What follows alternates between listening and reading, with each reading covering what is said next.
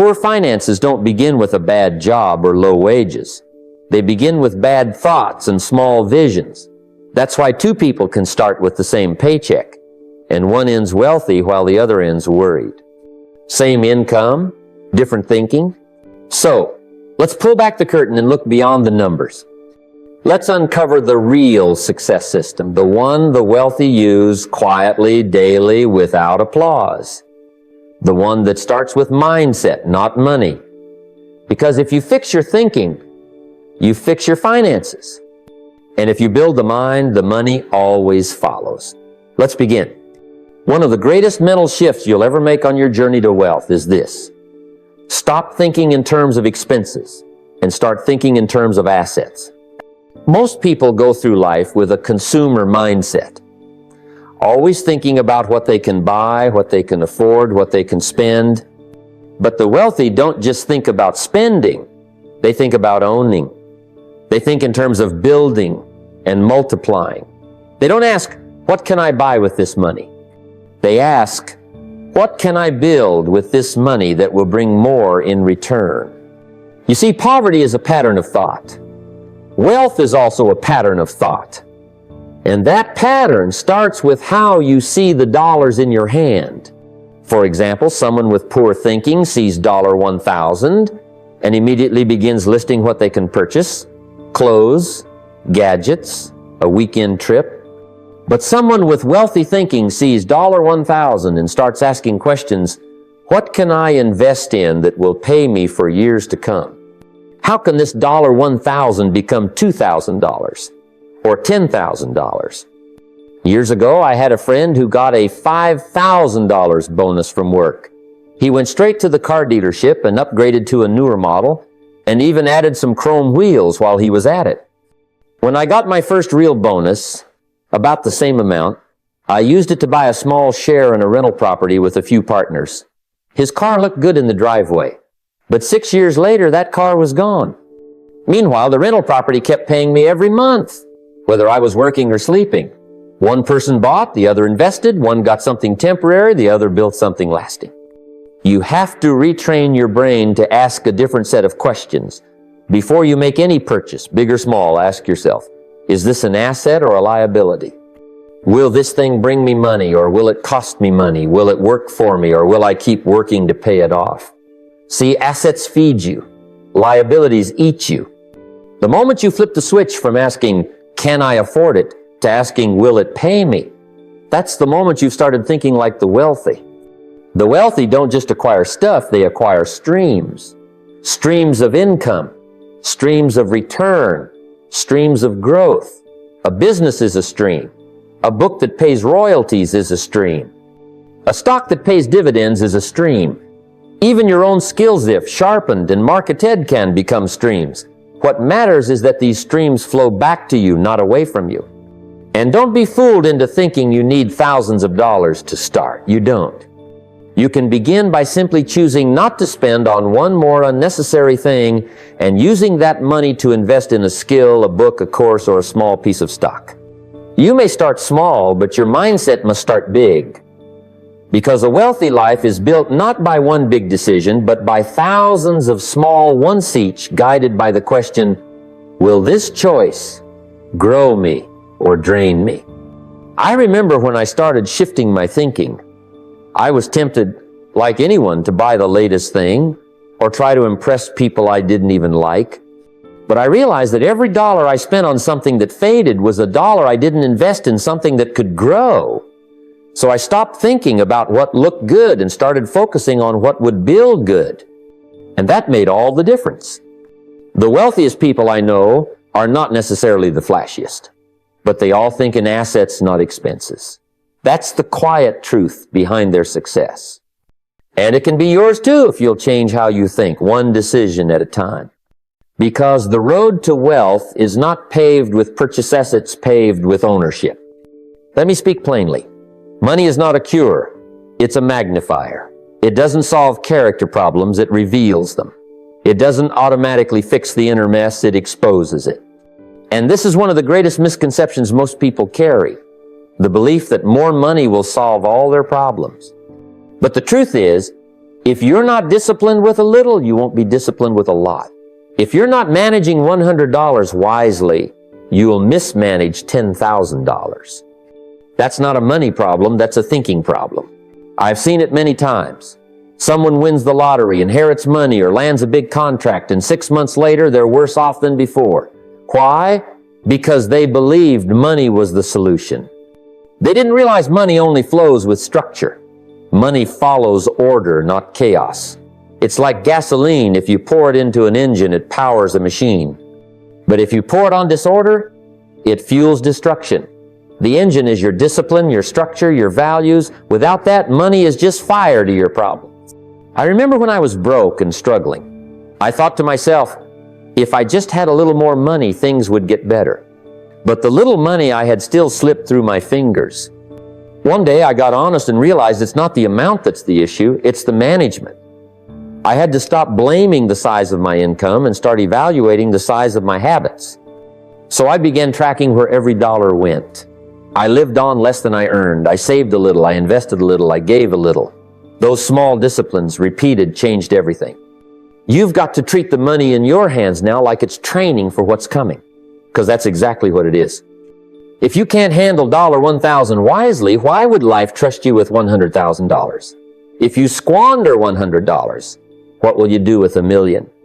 That's not punishment, that's principle. Money flows to those who have the mindset and structure to manage it. That's why wealthy people keep getting wealthier. It's not just about their income, it's about their habits. So you've got to flip the thinking. Instead of saying, when I get more money, I'll start being disciplined. Say, I will become disciplined so that I'm ready for more money. That's how it works. That's how it always works.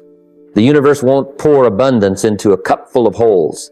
You've got to patch the holes first, those little habits, those casual choices, those justifications. That's where wealth either begins or ends. If you want more, you must first become more. And that starts with mastering what you have now, no matter how small it is. Because money is not the answer. You are. Let me tell you, the path to wealth isn't just paved with hustle and hard work. That's part of it, sure. But it's not the foundation. The real foundation, the kind that lasts and compounds over time, is education. Not just degrees, not just certificates. I'm talking about the kind of education that expands your thinking, sharpens your awareness, and changes the way you see the world. The wealthy have figured something out that most people ignore. The more you grow your mind, the more you grow your money. When I was younger, I thought the key to earning more was just working harder. I figured if I can put in more hours, if I can sweat more, I'll make more, and it worked up to a point. But then I hit a ceiling. My time ran out, my energy ran out. And that's when I realized hard work without wisdom is just exhaustion. You can only dig with a shovel so long before you need to learn how to build a machine. And to build a machine, you need education. The wealthy are readers. They're students. They don't stop learning once school ends, they start. I remember once being mentored by a businessman who had built a multi-million-dollar enterprise. He said to me, I learn every day. I treat books like bread. I don't want to go hungry. And I never forgot that.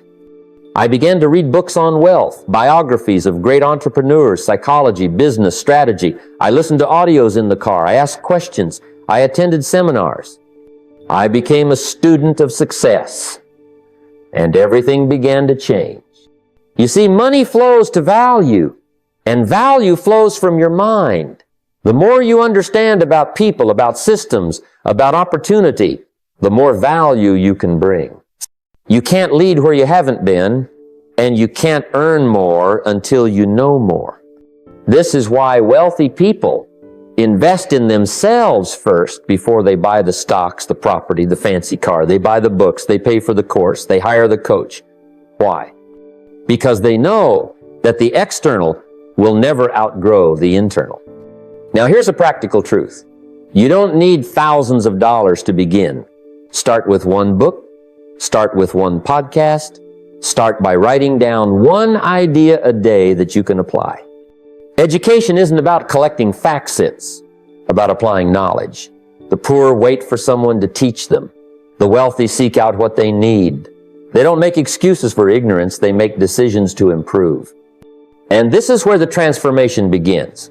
When you commit to educating yourself, not because you have to, but because you choose to, you tap into power most people never discover.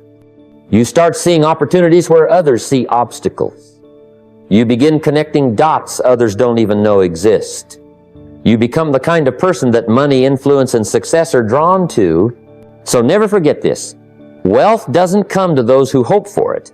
It comes to those who prepare for it.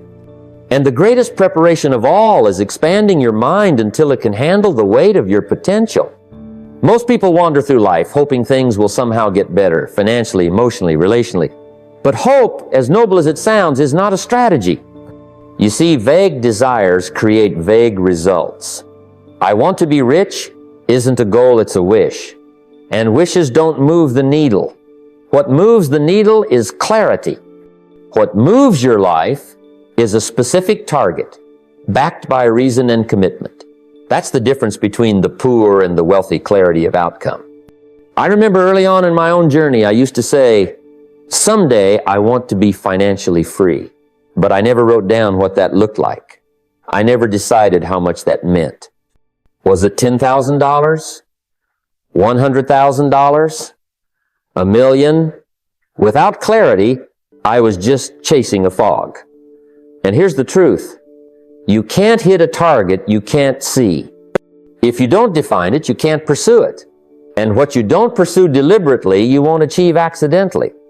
Everything changed the day I sat down and said, this is the number. This is what I want to save. This is what I want to earn monthly. This is what I want to invest by the end of the year.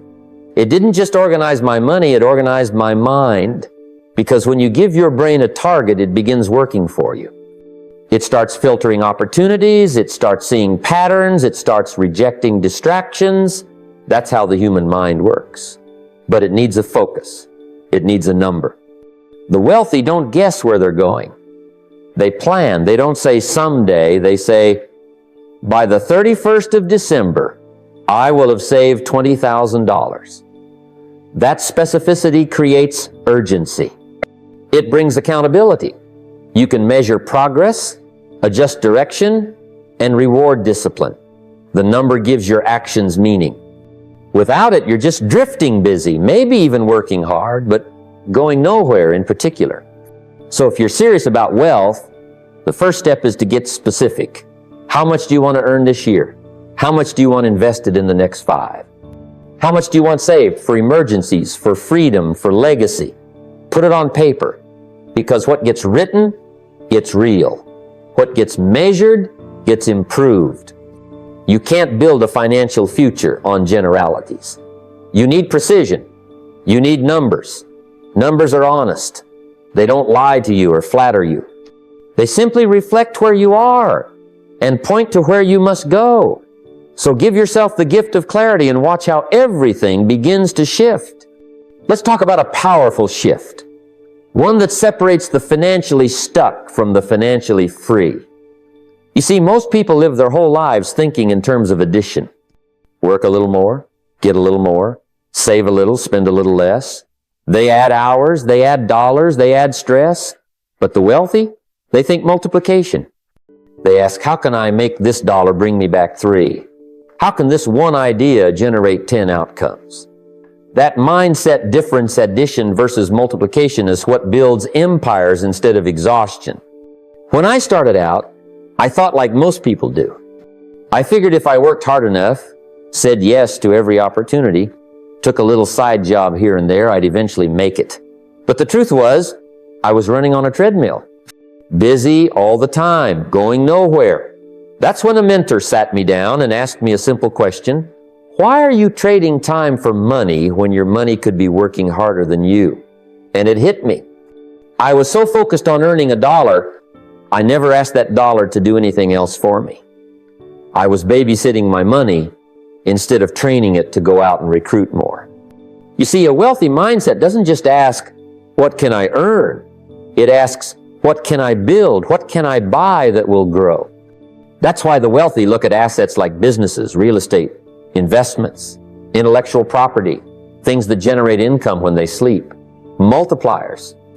A person who multiplies isn't afraid to spend money on the right thing because they're not spending, they're planting.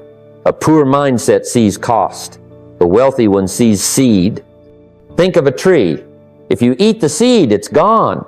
But if you plant it, water it, protect it, it becomes something that produces for decades. That's what investments are. That's what businesses are. That's what knowledge is. When you multiply your time, your effort, and your dollars through leverage, the game changes. And here's the great news. You don't need a fortune to start multiplying. You just need a decision.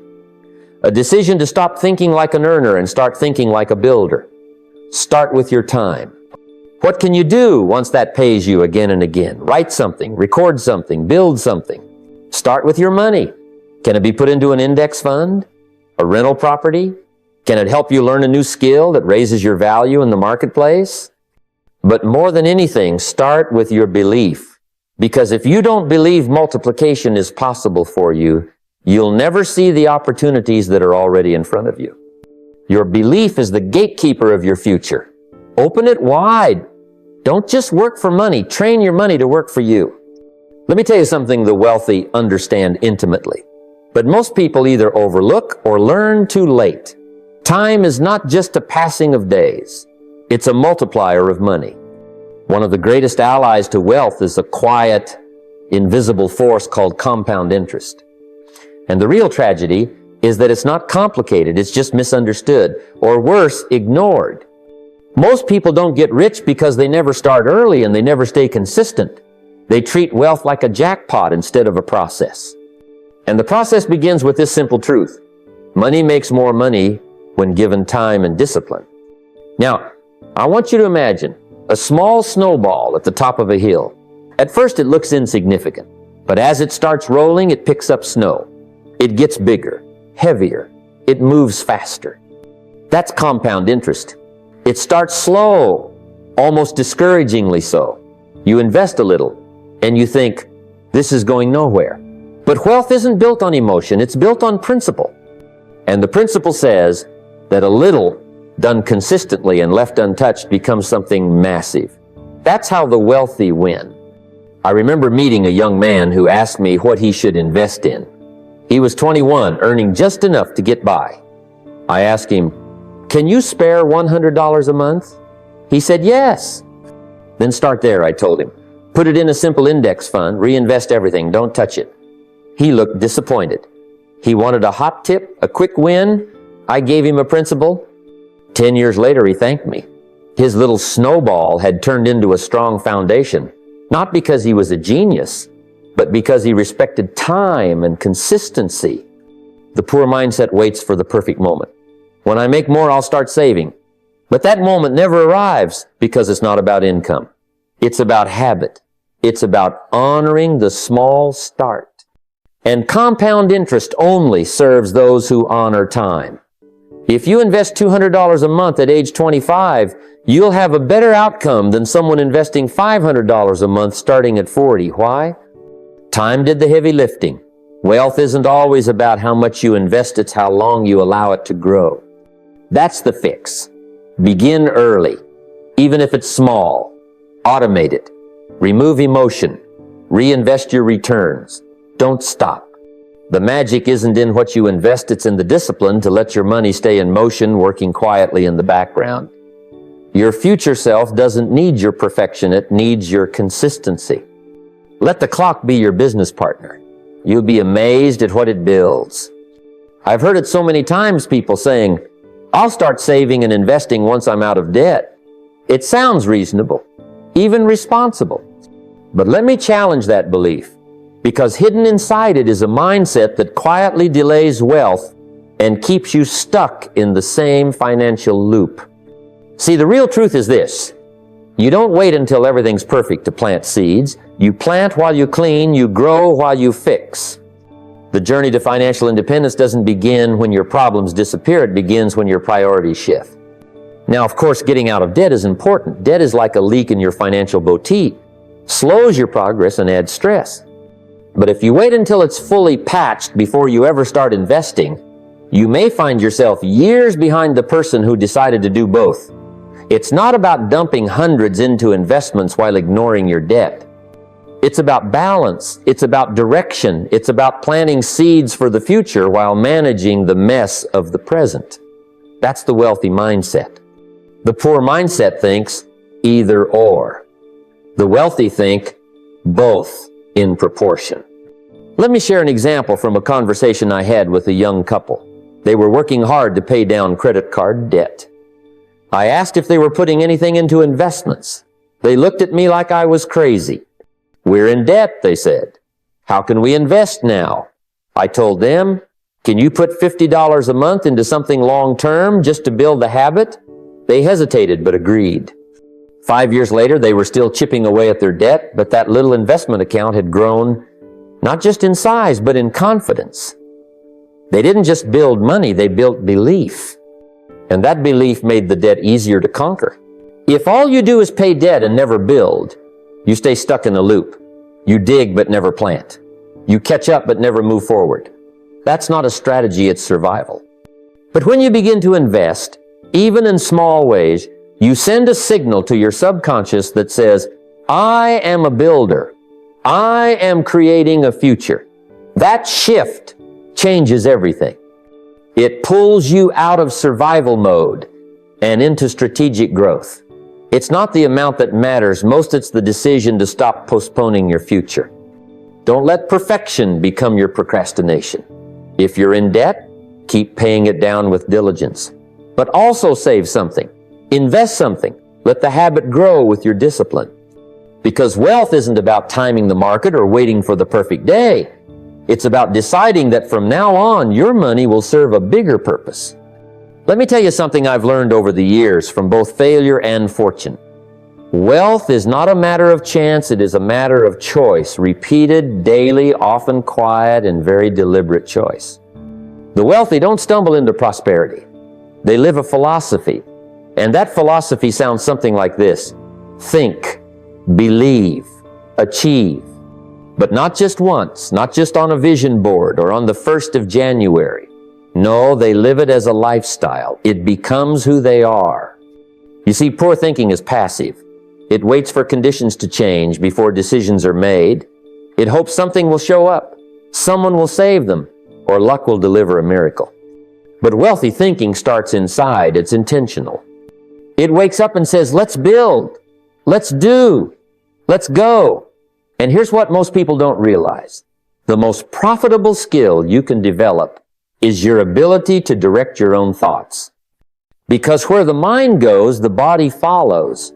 And where the body goes, results begin to accumulate. Now let's break it down. First, think. Not casually, but deliberately.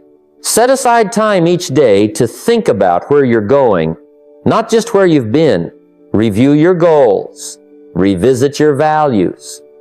Ask yourself, is what I'm doing today aligned with where I want to be 5 years from now? That kind of thinking shapes your choices. And choices, repeated, become your results. Second, believe. This is where most people get stuck. They think big dreams are for someone else. They carry the weight of the past like it's a prophecy. But believing doesn't require perfection. It requires a decision. I've known people who started with nothing, no fancy education, no support system, no experience, but they believed, they fed their faith and starved their doubts. And that belief gave them energy when things got tough. It gave them resilience when others quit. It gave them clarity when the world got noisy. Belief is fuel not for dreams, but for the discipline required to build those dreams. And then comes achieve, action. Daily, consistent, disciplined action. Not bursts of energy followed by long naps of procrastination. No, I'm talking about sustained effort, making the call, sending the email, practicing the skill, saving the extra $50, reading the book instead of watching the distraction. The wealthy don't just believe in abundance, they act in alignment with it. And when thought, belief, and action all line up, momentum begins. And momentum makes ordinary people do extraordinary things. I remember when I was young and broke, but I began to adopt this philosophy. I started thinking like someone worth more. Not arrogantly, but with intention. I wrote down goals. I read books. I repeated affirmations when I didn't yet believe them, but I kept saying them until they started to sound like truth. I didn't just work harder, I worked smarter. And that change in thinking, that change in believing, produced new actions. And those new actions opened up new opportunities. That's how it works. Not overnight, but over time. Most people are trying to achieve success while still thinking thoughts of lack and believing that nothing will change. That's like trying to run uphill while pulling a heavy anchor. But when you think rich, believe strong, and act daily, you don't chase wealth, you align with it. And wealth has a funny way of finding its way to the people who are already living like it's possible. So if you want wealth, don't just wish for it. Build the mindset that attracts it. Think differently. Believe deeply. Act daily. That's the formula that turns average into exceptional. Let's bring it all together now. We've talked about mindset. We've talked about wealth. We've talked about the difference between how the rich think and how the poor think. And let me assure you again, the gap is not money. The gap is mindset. The poor wait. The wealthy start. The poor wish. The wealthy work. And the truth is, every single one of us has the ability to choose which direction we move in. No matter where you start, no matter what your past looks like, your next step can be in a new direction. But it has to be a decision, not a hope, not a dream, a decision.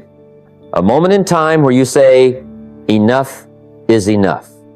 I may not have been raised with the right philosophy, but I will not die without learning it. I may not have had mentors growing up, but I can choose to surround myself with wisdom now. I may not have made all the right decisions in the past, but I can begin making the right ones today. And that's the real magic. You don't need 10 years to turn your life around. You need 10 seconds of clarity, followed by consistent action. Wealth doesn't respond to laziness. It doesn't respond to blame. It responds to responsibility. It responds to personal development. It responds to discipline. It shows up when you do. So ask yourself honestly, are your habits preparing you for the life you want, or are they slowly stealing it from you? Is your thinking building a foundation for abundance, or is it reinforcing limitations you picked up from the past? The wealthy ask themselves better questions. They read better books. They hang around better conversations. They live by design, not by default. And the difference isn't talent, it's intentionality. That's something you and I can choose today, right now. So here's what I want you to do. Starting tonight, before the world distracts you, before old habits try to pull you back into the familiar, I want you to take out a pen and write down 5 things. 1, what does wealth mean to you? 2, what beliefs about money have been holding you back? 3, what 3 habits could you build starting this week to increase your financial intelligence?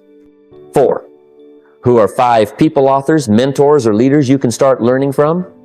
5, and most importantly, what action will you take in the next 24 hours to move in the direction of your vision? Not next week, not someday, now. Because if you don't do it now, you'll find another reason not to do it later. That's how time works. That's how the mind works. It either obeys your discipline or it's hijacked by your distractions. One leads to freedom, the other leads to frustration. And I want you to build freedom. I want you to experience the kind of wealth that isn't just about numbers in a bank account, but clarity in your mind, peace in your spirit, and confidence in your step. The kind of wealth that lets you help your family, give to causes you care about, and leave something behind that outlives you. That kind of wealth doesn't just show up, it's created with vision, with purpose, with daily practice, and most of all with a new kind of thinking. The kind of thinking that says, yes, I can. The kind that whispers, I'm not stuck. The kind that wakes you up in the morning with energy instead of dread. So decide now, start now, think better, believe stronger, work smarter, and remember your financial life will rise or fall to meet the level of your mindset. Raise your thinking, and you raise your results. It's not just a suggestion, it's the first brick in building the life you know deep down you were always meant to live.